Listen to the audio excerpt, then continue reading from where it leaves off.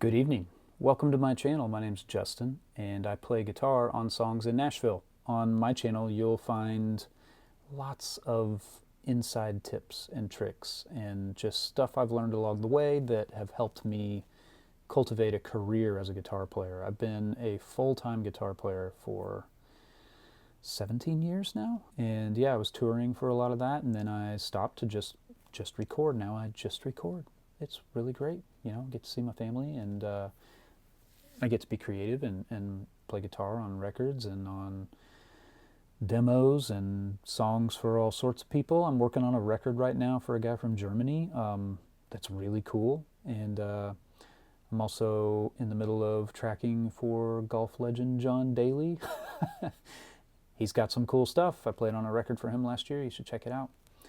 But tonight, I've got something a little different. A subscriber emailed me. He wants some feedback on a song. He's in a self-described amateur dad band. And he's got this rehearsal tape, and he's just looking for some constructive criticism regarding the song, and mostly, you know, on his guitar parts, but also just on the song as a whole, because he's been watching the channel for a long time, and he's watching some of the other session guys and players on YouTube that make records and work on songs as well. And I think he just gets the impression that we're all kind of producer-minded. You kind of have to be. You have to wear that hat a little bit in the session world, even as just a hired player. You have to be in that headspace. And so he's just looking for some feedback. So I have one rule for this video. I am not going to criticize for the sake of criticism. Everything will be constructive. So I'm not going to look for things that are terrible to point out or whatever. I haven't heard the song, so this could be an absolute train wreck. If it's so bad, you won't see this video. But just from emailing back and forth with him and kind of figuring out a path forward, I think this is going to be good. So what I'm going to do is listen to the song, write a chart on the way down. I've downloaded it out of his email.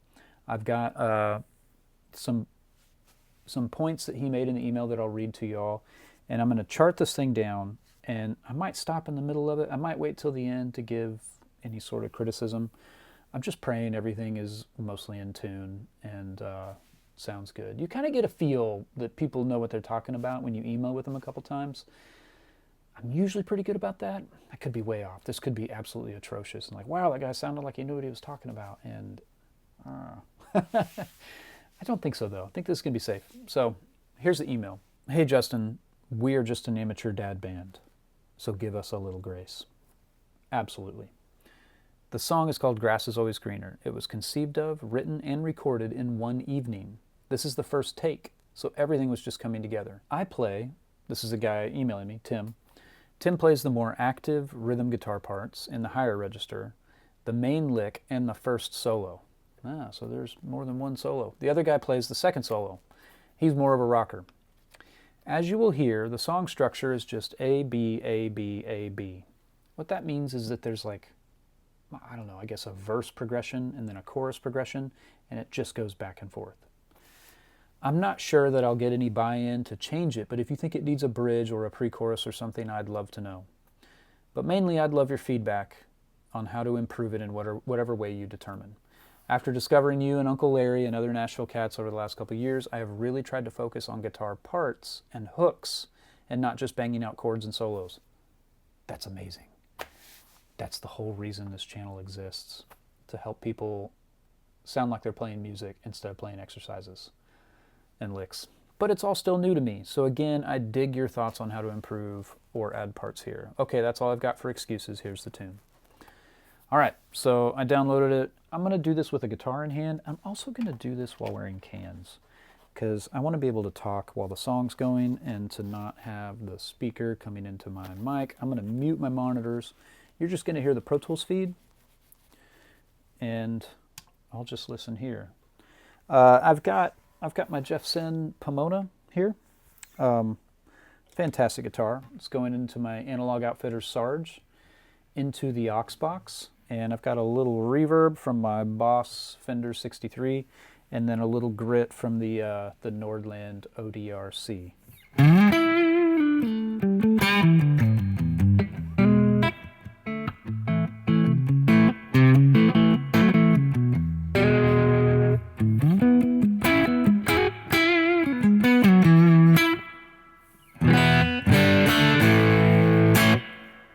very cool. It's just the neck pickup. Okay, let's dig in. I'm gonna chart this as I go. If I have to stop and figure out a chord, I'm gonna do that. This is just gonna be very live and in the moment. So.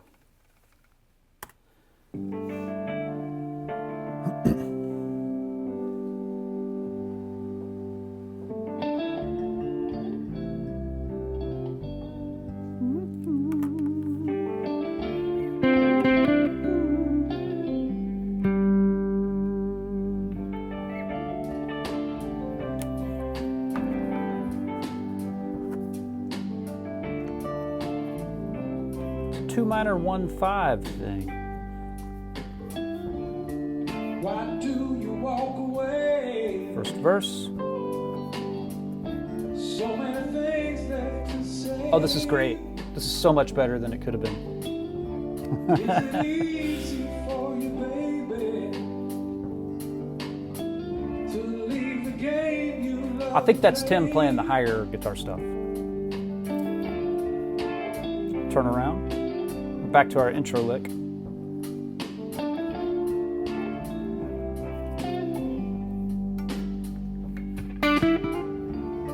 Seasons are always changing, and nothing is gold can last very long. Here's the second verse. It's like it's just the same thing. It's probably the A of the A-B.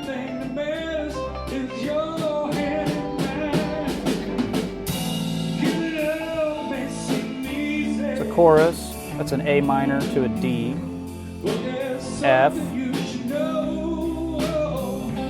C, A minor, which is, I'm calling a 6 minor to a 2 major, F, 4, okay, there's a G and an A minor.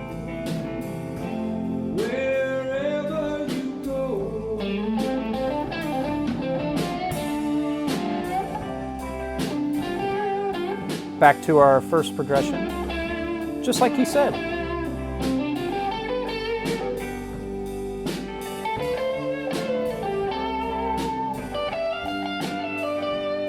This solo's great.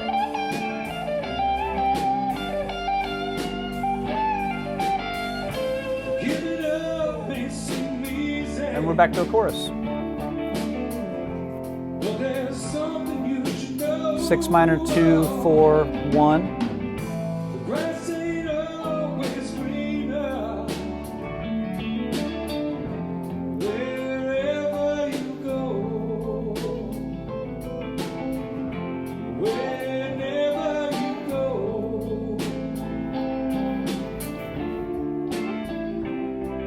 And back to our turnaround. This is really great. This is really great.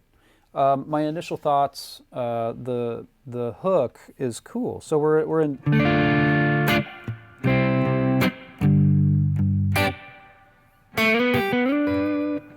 I'm calling it a 2 minor 1/5. So D minor, C, G, and he's playing ba ba ba ba ba.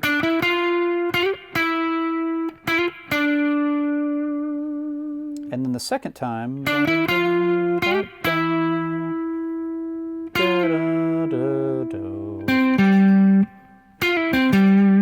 so the whole hook, 3, 4, 2,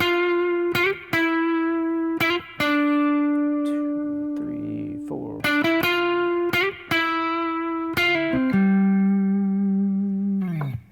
Man, that's very David Gilmour,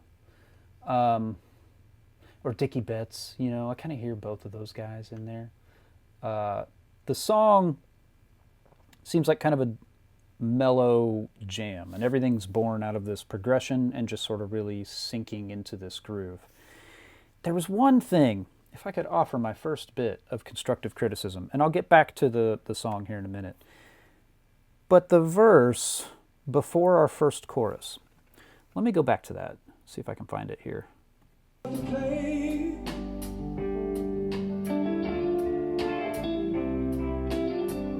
Okay, this is the turnaround between the verses. There was intro, verse, turn, verse, chorus, solo, chorus. Here's verse 2. Listen to the high guitar. always changing, and nothing is gold can last very long. Okay, so that stuff's really cool, but notice where it is. It's right on top of the vocal, like right on top of the vocal. Listen one more time. Just check this out. Here's the turnaround. Seasons are always changing, and nothing is gold can last very long. Okay, this is a really important point that I'm about to make, and I wish somebody had told me this decades ago. Guitar players, because we all start out playing rhythm guitar, and we're so focused on the chords and the changes, our phrasing tends to start with the chord progression and end with the chord progression, right? So what he's doing is he's doing this like...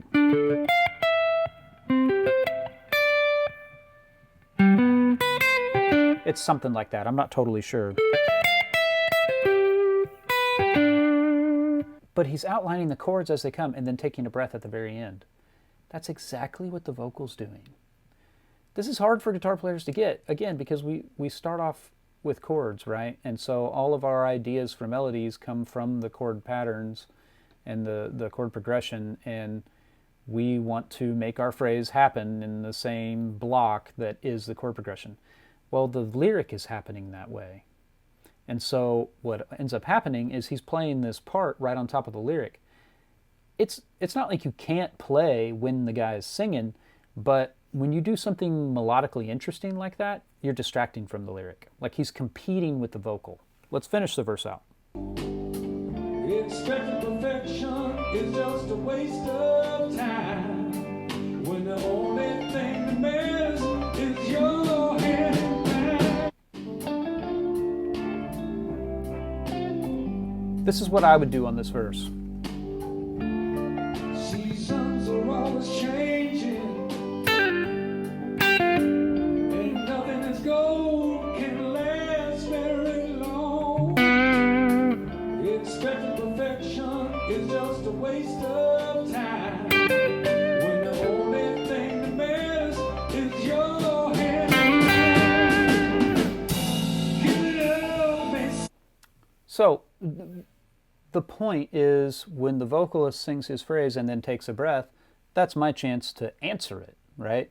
I'm not going to try to play some other melody that competes with the vocal right on top of the vocal. I'm going to step in and out during the vocalist's breath, in and out, right? And so it works together, like it creates forward motion. Rather than just having this little dead space that's a breath and everything just sitting in this spot, I can create a counter melody that moves. And that was a really poor example. That was just off the top of my head while I'm sitting here with the song. But that's what I would do, you know? Like the...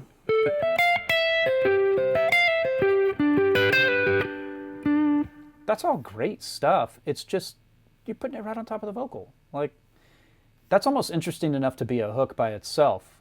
But I do like the darker kind of the... I like that as a hook, you know. So I'm not telling you that you need to change it to the other thing. But the whole point is, and this is very hard for guitar players to get, you need to change the way you phrase when you are playing when someone's singing. You cannot treat it as a chord progression block that you play a phrase over and take a breath at the same time as the vocal. You need to listen for when the vocal takes a breath and dart in and out. And, you know, maybe the answers that you play, there's four of them. There's four of these two-bar phrases, right? And you're kind of playing over the end of the G chord. So he's singing, he's like...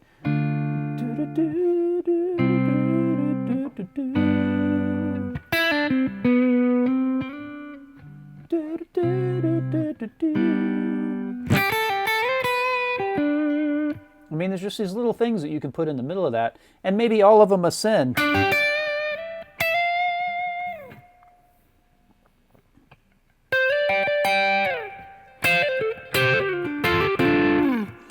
just something. Maybe they all ascend, and that helps you get into the chorus, because you notice there's a build at the end of the verse there. So, yeah, you like my really pitiful mumble singing? So bad. Let's. I'm gonna kind of skip ahead. The chorus was cool, you know, A minor to D major.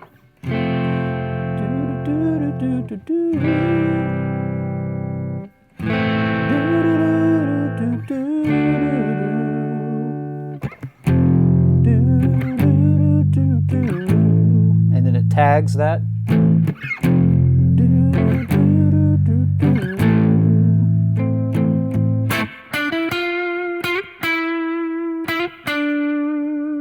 And then there's the hook. I'm sorry, that's not the hook. It's a solo. Let's try to find the solo. I want to listen to the solo, because all of the problems in the phrasing of the second verse were not there at all during the solo, because he's the only melodic information. So he can start his phrase at the top of each block kind of whenever he wants. And, you know, you kind of want to vary that throughout the solo, but he does this great thing of playing a phrase, taking a breath, playing a phrase, taking a breath. It's so easy for guitar players to not take a breath, because you can just sit there and just let the note, you can breathe, but your hands aren't breathing, right? So the note just rings into the next part of the phrase, the top of the next phrase, right? And so it doesn't sound like someone breathing. You need to put breathing in your playing so that it sounds like you're saying something. It's just a small cue to the listener, you know? There's a breath. It's just like they feel like they're subconsciously or just innately, you feel like you're listening to a story. That's what it means to tell a story with a solo. You take a breath. You have phrases that connect together. It's like sentences, breathing between your sentences, and you're telling a story, right? It's a lot simpler than people make it out to be, but it's hard to get down, because your hands don't have to breathe. Especially if you have a lot of gain, you can just ring that last note of your first phrase right into the first note of the next phrase, and your guitar did not take a breath, even though you did. You breathe or you die, right? Well, your playing needs to breathe, and that gives it life too, all right? Man, I wish somebody had told me that a long time ago. Whew. Okay, let's get back into the song. I think this is toward the end of the, solo.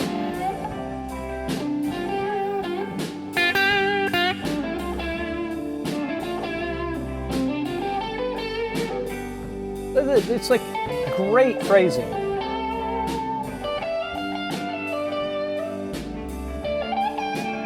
Do you hear the pause? You hear the breathing. And the whole solo has an arc. It gets higher, it gets more intense. There's still breaths being taken. He just told a story. That's awesome. Back to a chorus. I'm just going to let it run from here, because I don't know. I think we had a turnaround. I started the right turn after this chorus. I like this. This is like kind of the hook of the song, and he tags it on both choruses. We're back to our turnaround, our intro lick.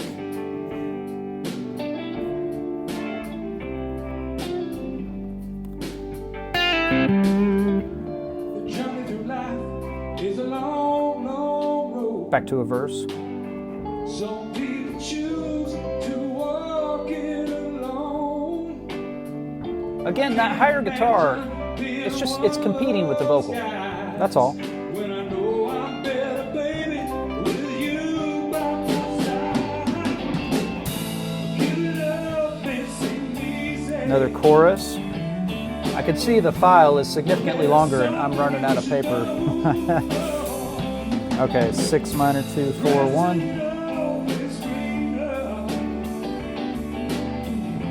Wherever you go, wherever you go.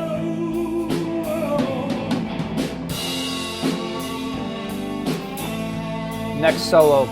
The chords are different. They're the same chords. as the end of the chorus.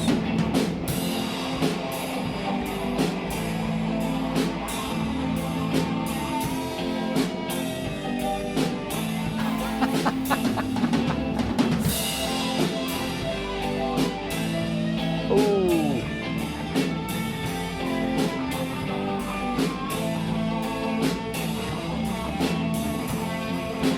Oh, he gets the long solo.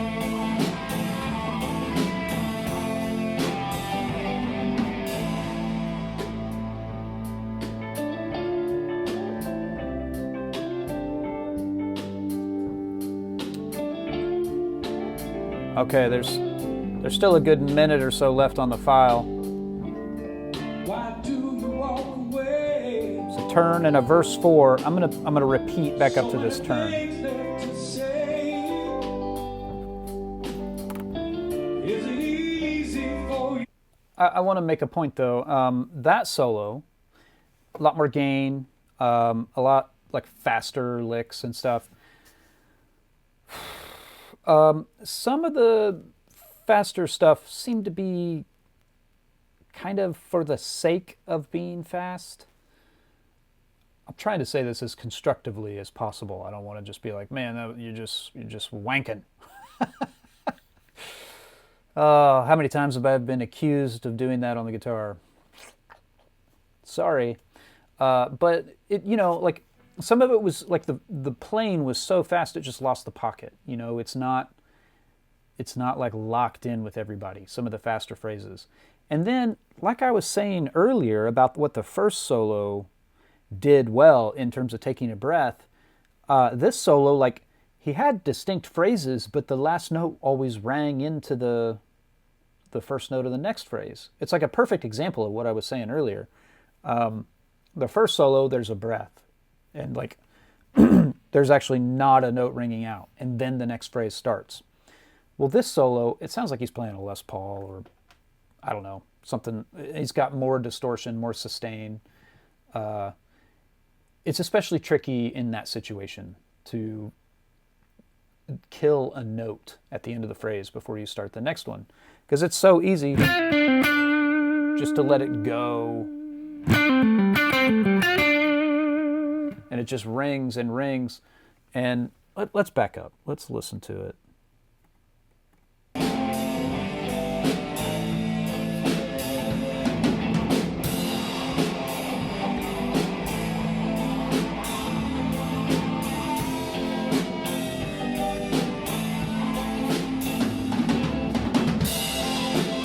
So there are some tiny breaths, but they just sort of, the note,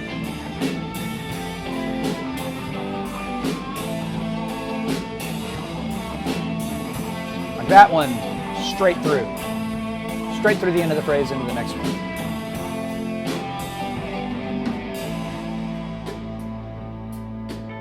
I mean, still, it had great dynamic arc, I just felt like the fast stuff was like a little gratuitous. That's a good word. That's what I'll use. And some of the phrasing was indistinct because of the way the notes rang out. I hope that helps.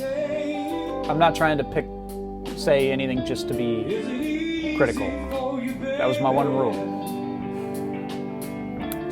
Okay, this is verse 4. I'm still in my repeats, building just like before, so I don't have to edit the chart at all. This is chorus 4. Getting close to the end of the file here.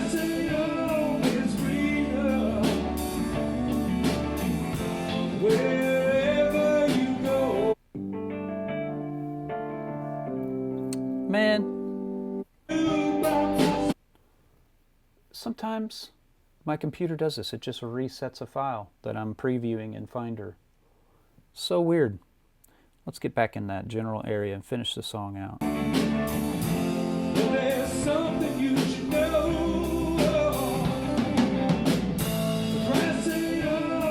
Bar 5 of chorus 4.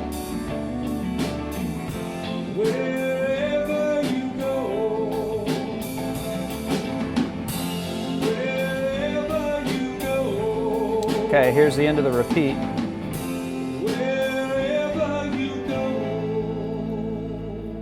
Nice. Okay.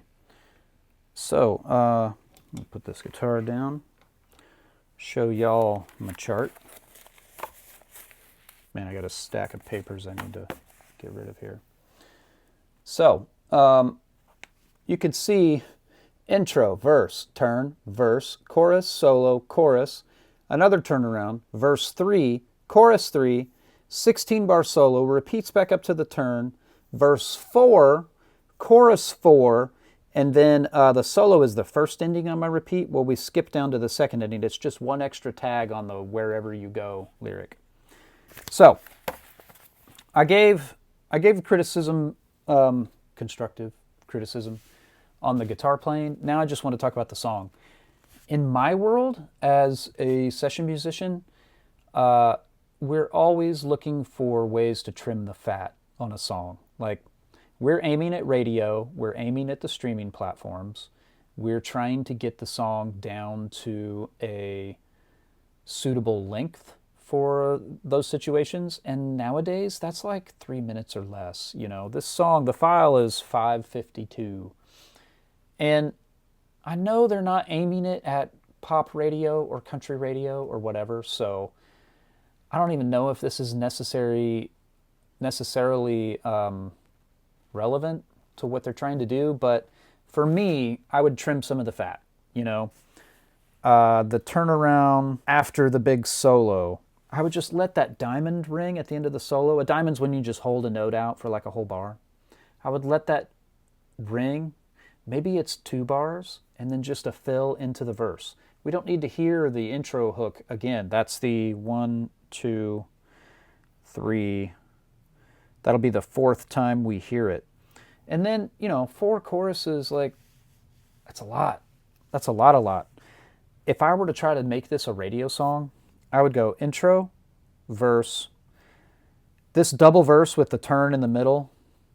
That's long. That's a long time to the chorus. When we have a song that starts with an interesting melodic figure and then there's a really long verse, that's a red flag for stuff that's aimed at the radio, just because we got to get to the chorus. Like, the chorus is the hook, that's the payoff, And here we have an 10-bar intro, 8-bar verse, 4-bar turn, 8-bar verse, and then a chorus. It's just a long time getting to the chorus. So I don't know if all the lyrics are set in stone. I don't know if there's some sections you could trim out. Tim, you asked if I think it needs a bridge. No. This does not need any more sections. It is long. Having said that, and let me continue on that path for just a minute. Chorus, solo chorus, that makes me feel like I'm in the home stretch of the song, like we're going to be at the end, but that's halfway through the song. So it's a little deceptive in terms of the dynamic arc, because you've got a big section, big section, big section, all in a row. In the radio world, that's typically toward the end of our dynamic arc. So do with that what you will. I would cut one of those choruses, to be honest. I would do intro, your double verse if you must. Don't put a turnaround in the middle of it. Play the chorus, then the solo, and then we don't need a turnaround after the solo. Go straight into the 3rd verse. And then, play your 3rd chorus, and then that big solo that was kind of like, I don't know, I think of that as Stairway to Heaven type chord changes, or maybe they're ascending, I don't remember. Or All Along the Watchtower, that kind of felt like an outro jam, didn't it? But there was another turnaround verse and chorus after that. That could have been the outro, like, is verse 4 necessary? I don't know. Okay, now, having said all of that, and just reactions that I have as someone who tries to get songs on the radio, right? Or is working on songs that are trying to get on the radio. My big caveat is that this song doesn't sound anything like a modern radio song. this sounds like something from the 70s. Like I would hear this on a Pink Floyd record, you know? And it's just from a time when people really would just sit in this space and just vibe on it, you know? And so when I listen to it, the style of the song and the way that they're playing and the way that it's kind of this Pink Floyd-y mellow jam band that has some bigger moments, it feels appropriate, kind of, you know? I mean, 6-minute song is long. That's like 2 songs on the radio. But I don't know. Does it need to have all these sections trimmed out of it? It's not trying to be something that gets on the radio or gets on a streaming platform. All in all, that was great. Everybody was in tune. You guys were all listening to each other. There was good phrasing. Just the one thing about the guitar and the verses, the higher melodic thing, that's just, that melody is interesting, and so it distracts from the vocal because they're happening at the same time.